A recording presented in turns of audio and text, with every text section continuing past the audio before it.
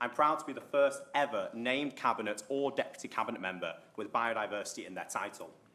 And I'm proud of our actions over this last year to really change the agenda on this, banning the harmful weed killer glyphosate, asking private landowners to follow suit, introducing No Mow May for the first ever time in Westminster, our Wild Gardens Challenge, the Greening Westminster Fund, environmental justice measure, and a lot more.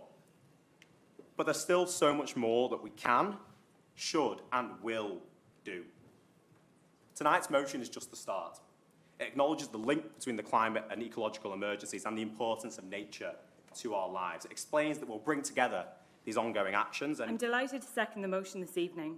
While news breaks about the Conservative Party's shameful rollback on its commitment to net zero at a national level, I'm worried for our climate and I'm worried for our ecology. But I am proud that this Council and this Labour administration will be doing everything we can at a local level to achieve climate justice and to protect our local ecosystems. Recent studies have shown that Britain has lost more of its natural biodiversity than almost anywhere else in Western Europe, the most of all the G7 nations and more than many other nations. The importance of a healthy and biodiverse environment is widely acknowledged and beyond doubt. This is more important than any cheap party political potshots. A few moments later. An awful lot of talk and very little action, except for the hollow virtue signalling. This is more important than any cheap party political potshot. Hollow virtue signalling. And that is why, unless the following speakers are remarkably persuasive, we will be abstaining from this motion.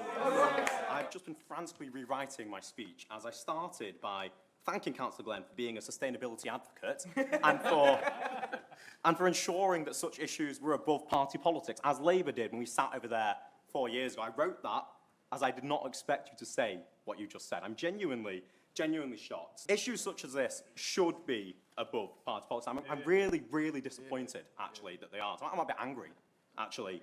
I'm sure for Councillor Glenn to speak so passionately about what's happening in Westminster, that he's read the many ecological emergency action plans that councils across this country have, including many of our neighbouring boroughs. I have read them. I know the relative lack of action that's been committed to previously in this council and under the previous administration. I'm not criticising. I didn't want to criticise you for that. I want us to take a step forward together, but you don't want to be going down that path with us. We also acknowledge in this motion where the limits of local action get to.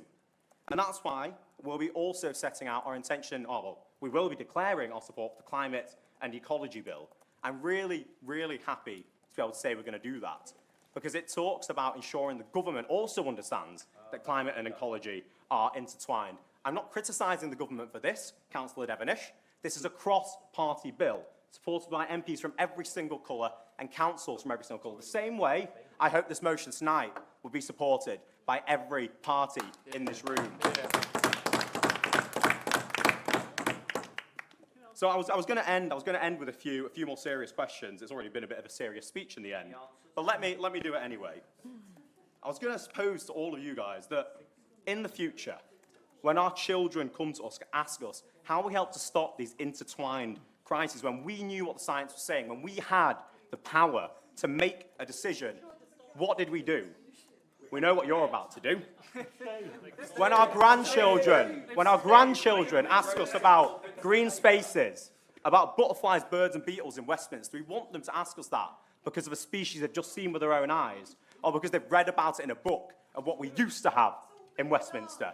Without action, the latter is what will happen.